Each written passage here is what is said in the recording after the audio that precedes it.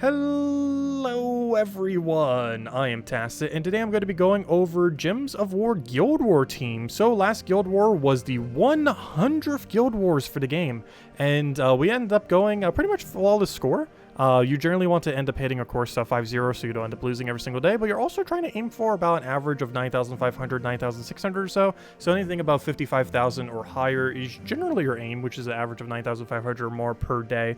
And basically, we're just going to go over all 6 of the teams that we end up using it in. I'm going to be going over it specifically in the order of the colors this week, though do keep in mind if you're on anything other than PC Mobile, the order colors will be different. Also, if you're watching this after the Guild War week that we currently have going on right now, the order, of course, will also be different as it changes from time to time. As far as some generals for how the Guild War scoring works, basically you want to make sure you win as quickly as you possibly can, as least turns as possible. You want to take as little damage as possible. You want to take let the enemy take as much mana accumulation as possible, and you want to try making sure you don't lose any troops. And if you do that, you end up resummoning. One thing that you also want to make sure to do, of course, is use 4 of the colored troops. As soon as you have your Guardians to level 100, you will get the full 50% bonus, which most guilds later in the game will be having by then. And this means you're getting a 200% bonus for having a pure color team, which substantially increases your score and pretty much requires you to have to use a pure color team, which is why you see a lot of teams on various Guild War days on the defense side having very hard counters. While I'm not specifically going like super in-depth onto the defense here, or this is more so an offense video, generally speaking, you are going to be up against things that are super hard countering you. Like, for example, this does extra damage to red enemies because it's red day.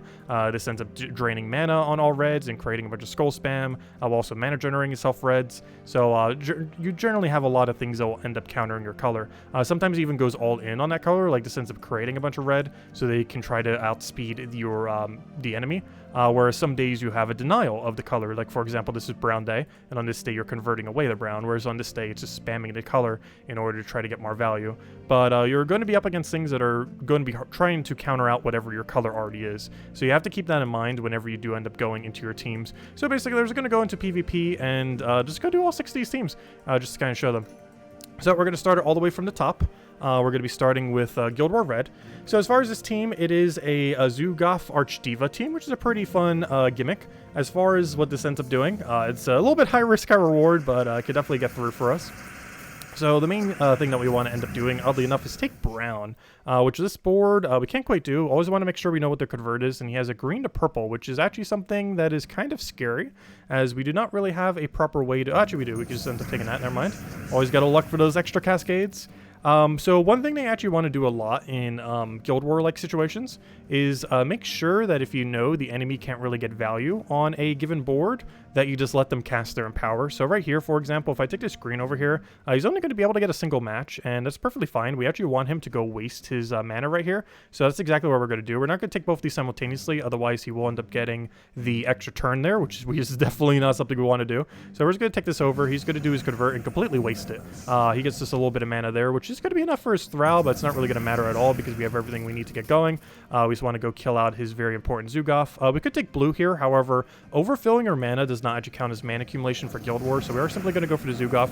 Unfortunately, quite a miss there. We did not land our extra turn, however, that's what this Archdiva is for. We go and buff it up, and now we have a super buffed Gorgolfa that will just pretty much auto-win us. We just go take our skulls, and the whole team kind of just melts, and we have Angry Mob here for mana accumulation, same as the hero. It has backup summon, something we didn't really get to show, but we do have a backup summon off both Angry Mob and on the ring there. You can also use Fist of Heaven, which is the divine version, which is the exact same coloration as that weapon. You can run either or depending on which way you want to go, though that's the way we end up branding it for that team. So this is what we ran for Guild War Red. Next we have Guild War Brown. This one also uses Angry Mob as a summoner, though we end up using our hero a little bit more offensively in this particular team. Also, I'm not switching it right now, however, in this particular instance, you actually would want to switch into a Cleanse Medal, which I currently do not have equipped, which hopefully will not lose us the game because of that. However, Freeze, of course, is a very, very, very annoying mechanic they are going to have to be dealing with whenever you're doing these Guild War battles, and is generally going to mean the main one that is going to be the one that actually ends up killing you out in most situations. And in this case, it is being a little bit annoying. However, we have Mistralis here. Mistralis enchants your entire team on extra turn, so we're using that for our value. We're going to be able to get Ogress up. Ogress having a guarantee summon when it dies too, which is pretty nice. It's basically a double tank, which is pretty convenient. We're mostly just trying to get our last little bit of mana here, so we can go then do the Ogress. It's going to be guaranteed, but I want to feed into the other one as well. And since it only uses brown, we have to take brown and end up feeding to it. Right here, I kind of want to take a yellow-brown. We could also go for a mana accumulation. I guess we could risk it here. We do have a blue storm in play, which helps him more than it helps us. However, we're not frozen on blue, so it's not too big a deal if we end up going for it here. So Mistralis has auto extra turn on its ability, so we're going to do that just to kind of see where that ends up moving us. It does get 3 hits. It hits randomly between 1 to 4, and we did get a little bit luckier on it. We're just going to go for a little bit of mana accumulation and see if we can end up getting some alignment. We actually do if he ends up letting us have it. This ends up converting all the greens to Doom Skulls, which we have perfect alignment for right there. Sometimes you'll have to hold this weapon if you don't end up having alignment on it. However, we do right there, and we'll be able to get a lot of value. We are frozen on first slot. However, the value that we end up getting from it is high enough that it's worthwhile. So right there, we'll get our last little hits, and Mistralis actually hit luckily enough that we already won. And even if it did, that was extra turn, so we would have been able to take another skull into the win, and we would have been good to go. All right, next we have ourselves a... Oh, now here's a team that you definitely see a lot in Guild War. Pretty much standard classic Life and Death Weaver. One interesting thing about this, he actually uses Life and Death Weaver in 3rd and 4th slots, which is kind of interesting, having something that can backline hit here. Oh! Well, that's kind of funny. Okay, so that's exceedingly convenient. So the way that you normally run Life and Death, which is why I'm saying his is a little bit different, is, well, there's no wrong way to run it. There's a couple different ways. But we're actually using the same team, just a little bit different. So here, we're running with Thrall in first slot, Leprechaun in back. Running in Power in first slot is pretty common, like you can see with him. That is perfectly fine. However, normally you do have your Life and Death in second. This is mostly just a tank for your other troop, whatever it might be. Right here, we're doing it more so for mana accumulation rush, but normally in a team like this, you would actually use King Avalon in last a lot of times, just to make sure that you have it as like a backline tank, because one issue with using it like this is what happens when you fight this, because... if he keeps getting advantage on us, he's just going to kill Weaver, and we're going to have a hero that's going to kill him. Well, the problem with running it like this is, let's say you're up against the exact same team, which in this case is exactly what happens. What's going to happen is our Life and Death Weaver will be hitting his Life and Death Weaver, and we'll end up killing him out and getting a double kill before he ends up getting his. Because even if he gets his, he's only killing Weaver. He's not killing our Life and Death. So we're still going to have a way to win. So ultimately, we already know we won just by the positioning of his team. So you do normally want to put it in a little bit of a safer positioning, mostly so the team can mirror match itself if you need the win. So right here, we do want to double check for its yellow to purple convert. It actually does nothing. So similar to the previous battle, it is going to get a little match there, but actually we can stop that. So similar to the previous battle, we're just going to deny him out. That's not normally a turn we would do, but because of the Empower, we're pretty much forced to have to in this situation. He created a bunch of purple for us, so we can actually end up utilizing that. I'm going to take it this way as it's a little bit safer. Don't want to accidentally give him a brown extra turn, which you would have definitely went for if we did leave it there. And of course, you want to make sure the enemy gets as little mana as possible, and you also want to make sure they do as little damage to you as possible. And with this Entangle here, he's going to take that skull hopefully next turn and do almost nothing. So we're kind of baiting him into taking that. We'll do that. He'll do almost 0 damage to us, pretty much just 5 because of the poke there. We now have Life and Death. However, I don't actually want to cast Life and Death, even though it also hits the last slot. So we want to go for the Weaver because it gets a bunch of explodes when it gets a kill, and we basically just do that again and then we win. Actually, we can go for the Weaver first and try for extra turn, as it already got all of its mana back, and then we just cast Life and Death and then we win. And that's all we have to do for that. Alright, next up, let's see what we have. What day are we up to? So that was for Guild War Purple. Next we have our Guild War Yellow team. So this is a bit of a safe Gorgotha Rope Dart. Of course, oh no, you can't run it for yellow. I was going to say, of course, we have that new brown-purple Gorgotha-like troop. Maybe I'll try incorporating that into one of our days, either for brown or purple this week. Of course, this is all the ones that I ran for when we went for the perfect score for the 100th Guild War. This is not necessarily what I'll be running this week, as I do like messing around with it sometimes, just in case, or not just in case, but, you know, whenever there's something fun to kind of mess around with, even if we end up losing because of it, it's just fun to mess around with other stuff instead of using the same things, because we change up our teams quite a bit here and there. But anyways, as far as this team, it's a pretty standard, safe Gorgotha into Rope Dart kind of team. The rest is basically whatever we really want to have based on preference. And in this case, we're using a Weaver with Mistralis. So here, we're going to want to Rope Dart probably his Lust in this context, especially since this hero has Stealthy anyway, so we can't even target it. We probably want to go for a Weaver soon, but not quite yet. We are going to kill Lust out all the way, so we might as well do that. He'll scope poke us. Oh no, we don't have the reduction. I was going to say we have a 75% reduction, but he did get stun on us, which is a little unfortunate, but we can deal with that. I'll hit some damage there. That'll be enough for us to get into Weaver range. We can then go Rope Dart whatever the biggest threat is. In this case, I actually don't want to Rope Dart anything. I want to go straight into Gorgotha. The main reason for this is I want to make sure we get full mana on the other thing, so I can then go straight into Rope Dart into Weaver, and then he's not stunned right now, nor do we have a way to stun him with this particular team, so we're just going to have to let him go for the revive. The web actually retroactively re-hits him as well from that. However, he does have Impervious, so as you saw there, the Impervious triggered, so it kept him protected from that. Same as the Entangle. But we'll just go for Explosion, and we should pretty much be good to go. Do need to hit him 2 more times, so I might as well just go for Explosion again and hopefully get Rope Dart all the way up.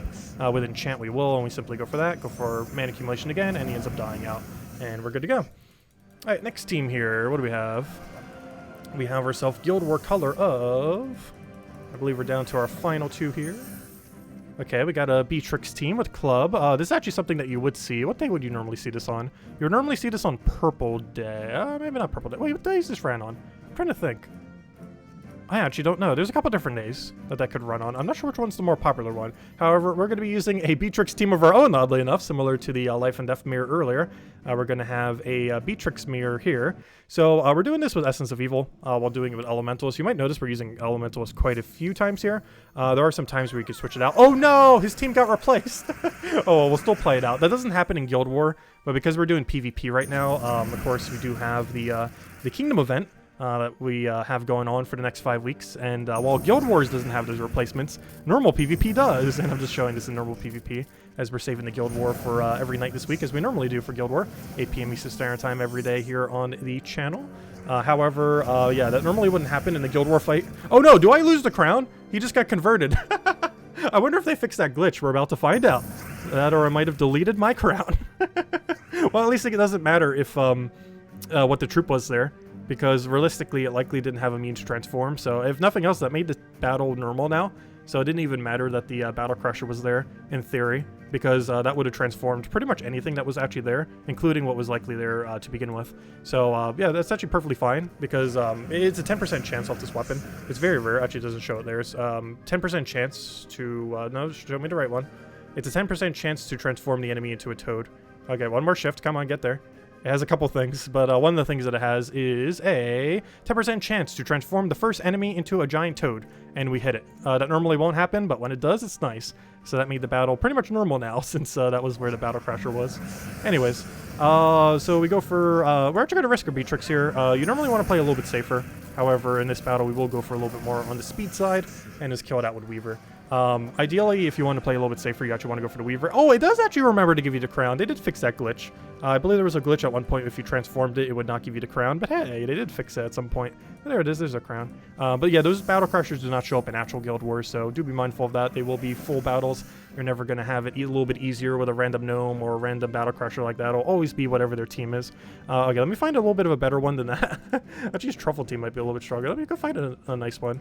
You know what? I'm about to just fight my own defend team at this point. Let's see, what day is it? It is... Guild War Blue is our final one, so let's go fight ourselves. So here we're using a Elemental Rope Dart team. You might notice a really weird option here. I actually had something slightly different here. However, I'm using the Astral Spirit occasionally to deny out the Empowers.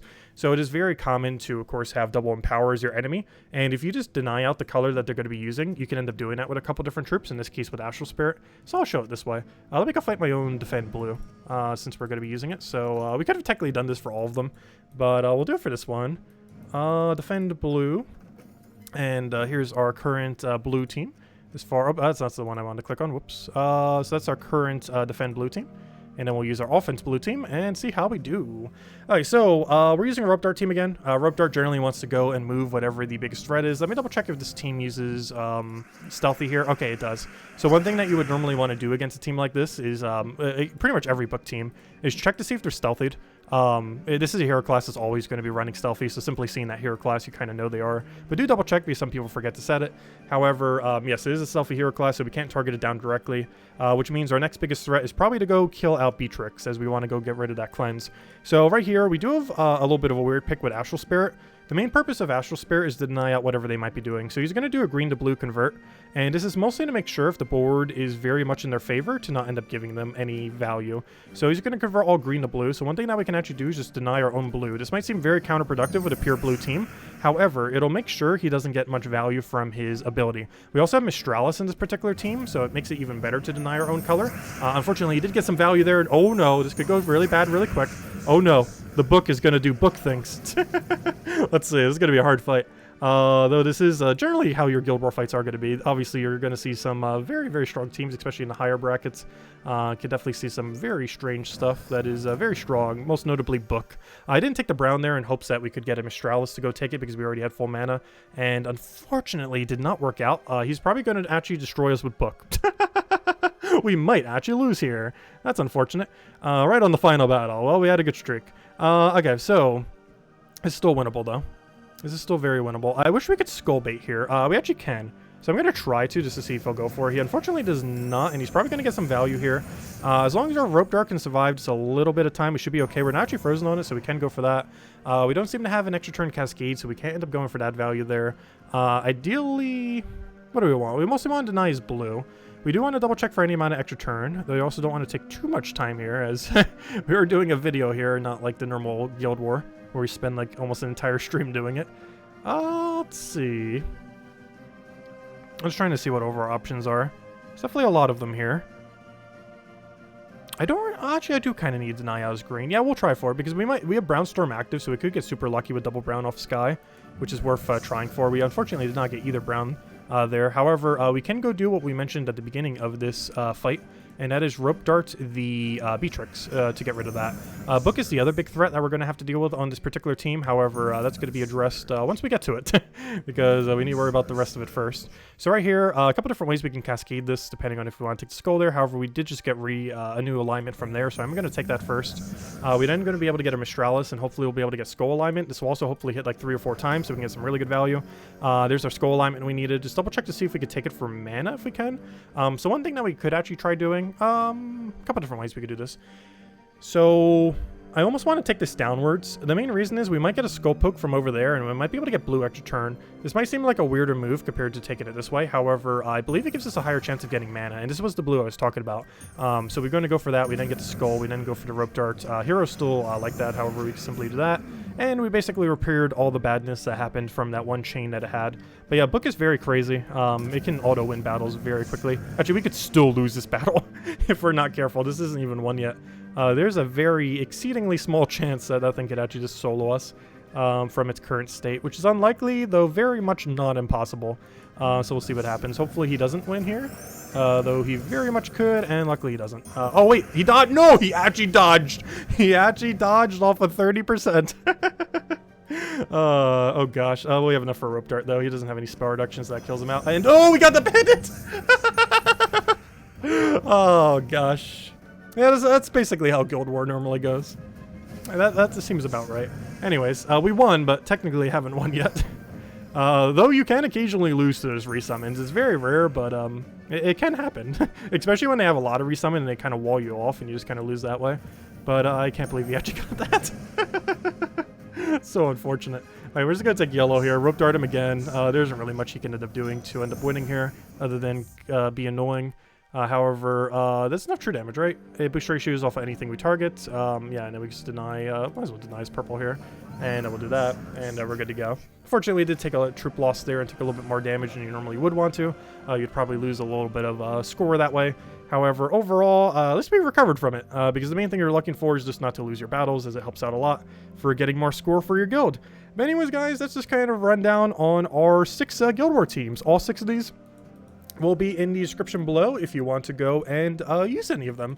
And yeah, I don't normally cover team videos for Guild Wars. I probably should a little bit more often. It's just one of those things that's a little bit complex, as it uses a lot of high rarity things that sometimes don't really have a replacement, especially when it comes to defend teams, because defend teams are even harder to cover just because, let's say, for example, you don't have like Book for this team. Like, you have to build a completely different team if you don't have max Book for that one, or if you don't have somewhat Obsidious, so you could kind of replace that one out. But like something like this, you can't replace out a Weaver. And there's a lot of things, or Life and Death for that matter, in that team. So there's a lot of situations where there's not necessarily a one-to-one replacement due to Guild War being such a harder location within the game, as it is pretty much the hardest location. And there isn't even much of a reward for it. Unless you're in Bracket 1, you don't really get that big good of a reward from Guild Wars. But it's a fun mode to try to test out your team, see what you can end up doing. And I don't know, I just like having fun with it these days and making quirky teams. So maybe every couple of months, if we have enough different teams, we'll kind of just show a new set, and just kind of show like some newer meta things and just kind of mess around with some teams that have been kind of winning for us. And yeah, all 6 that we just showed there, it did go flawless on the previous Guild War, as you saw there. While we did get close to losing one of them, we did not actually lose any of the battles, and hopefully it'll do similar this week. They'll probably change some of them up when we do them throughout the week today, as they do want to test some of the new construct options that we have as of this weekend, and see what we can end up doing with that. Anyways, guys, if you still have any other questions, feel free to leave it in the comment section below. As I mentioned, all the copy-paste for all the teams will be in the description below for all of the offensive teams that we end up going over, and I'll catch you guys later. Good luck with the Gems of War Guild Wars this week. I'll catch you guys later in the 101 Guild War. Goodbye, everyone, and thanks for watching.